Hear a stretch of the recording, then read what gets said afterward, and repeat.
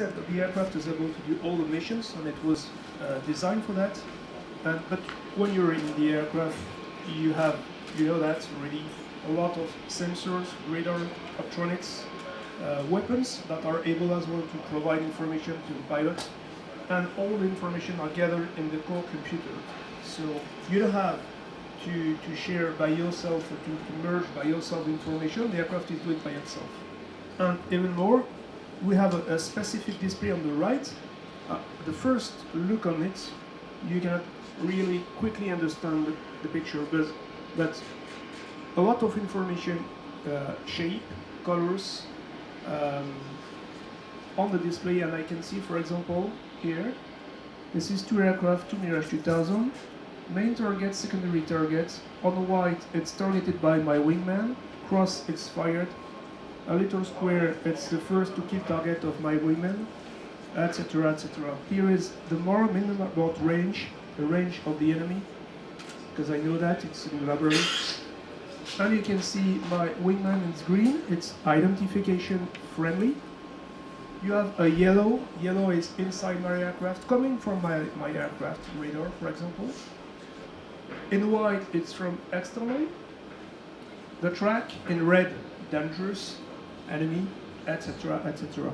And it is even more and more easy in the aircraft to understand the situation. Just to focus on this point, usually you can hear that in few kind of type of aircraft, the information only is simple.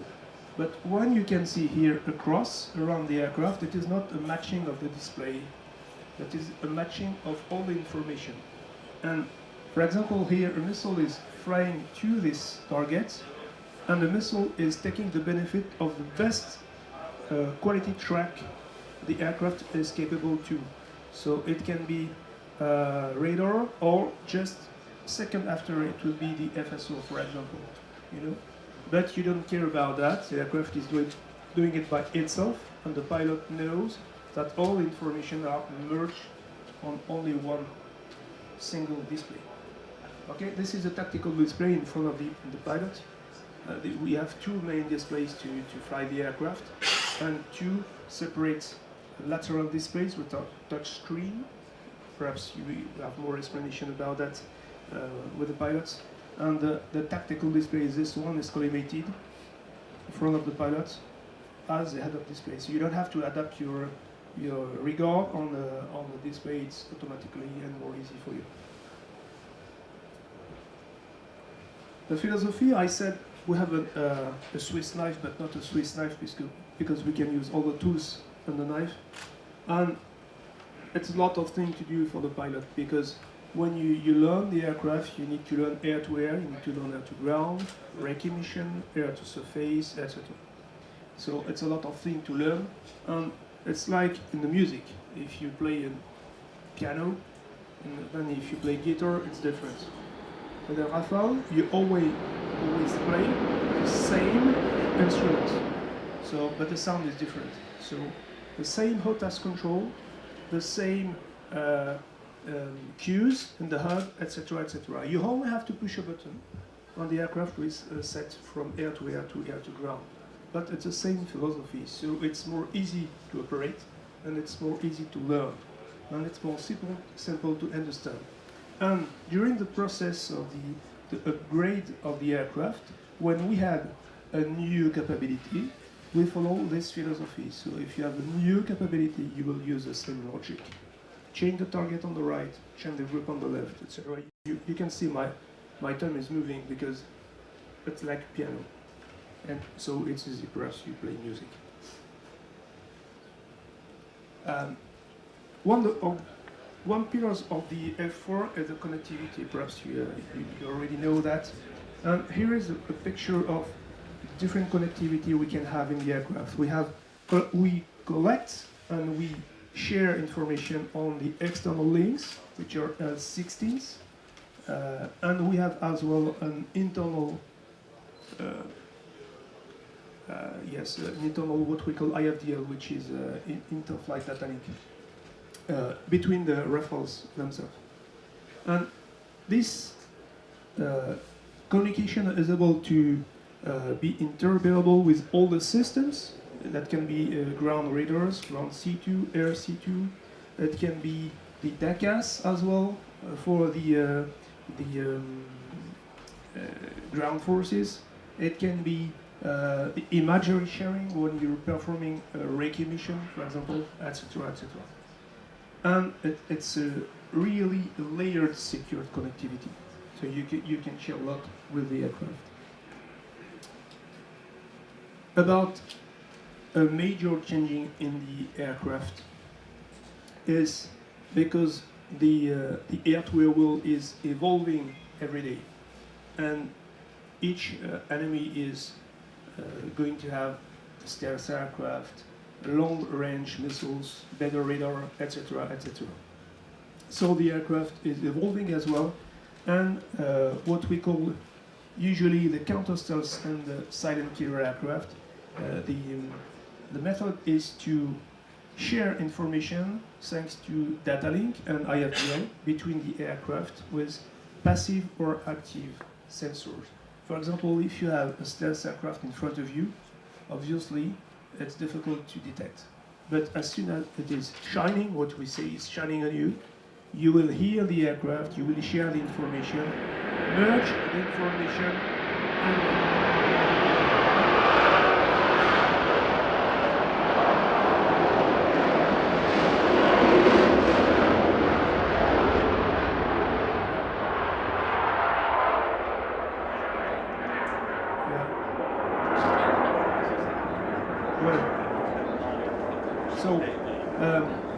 we share the information, and we can build passively a 3D information and a full situational awareness thanks to IRC, spectra, all the system spectra, it can be electromagnetic, radar, and all the system, the core computer is merging the information and building passively the situation. So even you're trying to hide, you will be detected. And it is combined with the capability of the new meteor missile, which is a very, very long-range system.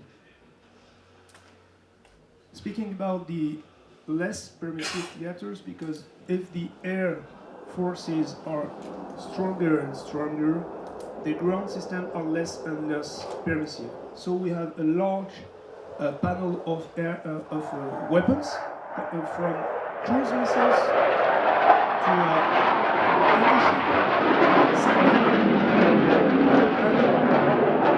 as well standoff and smart weapons to adapt to the system. We have adaptable range, as you can read, adjustable navigation, and one of the points which is important as well is to operate in GPS denied, because this is the way nowadays. Another pillar of the aircraft is its survivability, because usually you can see different aircraft that are counting on only one capability. Survivability is only stealth, or survivability is based on countermeasure, etc. The aircraft is based on, yes, it is stronger. On multiple capabilities. So we have reduced observability thanks to specific features in the aircraft. We have a high firepower as well with long-range missiles. We have the meteor missile as well, which is either radio frequency or infrared. And the strength of this missile is that it can be higher than RF, but in medium range. So you can use an higher missile. It will stop.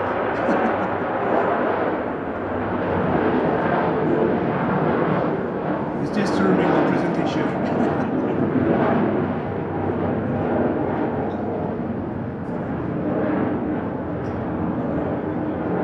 Yes, I said that the infrared missile or RF missile are the same, only the seeker is different. So you can use an IR missile medium range, or you can use an RF missile in short range as well. So the enemy need to adapt to you and not you to the enemy. Okay. And the last part of the survivability is the what we call the active safety. Active safety is one more time a mix of capabilities. For example, here the picture is the terrain following. The aircraft is able to follow the terrain even without the radar. You can need to search on the ground, but the aircraft has a database, and the aircraft knows where it's flying. He knows what is the terrain, and is able to fly near to the terrain, to hide behind the mountain, the relief of the terrain, etc. And with this system, we had developed what we call an AGCAS, which is Automatic Ground Collision Avoidance System, to protect the pilot and be more survivable as well. And obviously we have the Spectra electronic warfare suite, which provide a 360 protection around the aircraft. To operate, we need more and more endurance, more persistence on the theaters, and with the 14 store stations on the aircraft, among with we have 5 wet store stations for external fuel tanks. We are able to fly without any compromise between the load, the weapon load, and the fuel we need to operate. And above that, we have the capability as well to refuel in air and to refuel in what we call a body-body procedure between 2 Rafales. So, when it is not possible to have a big tanker in the area, we can have an aircraft loaded with weapons and a refueling pod as well, and we can fly close to the dangerous area with the aircraft and refuel the other aircraft as well. It is used as well in the Navy, for example, for safety aspects.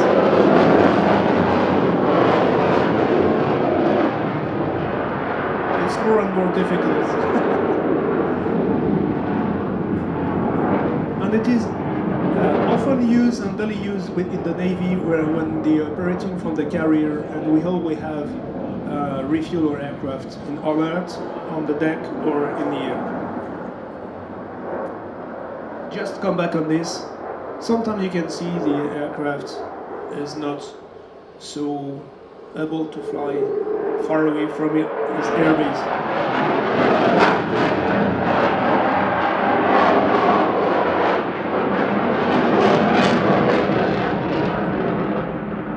Here, we can affirm that the aircraft is able to fly more than 2,000 miles away from the operation base. This is the ferry configuration. Obviously, if you have more weapons on the aircraft, you will fly a bit less, but you can refuel. We spoke about the system itself, and now experience about the aircraft.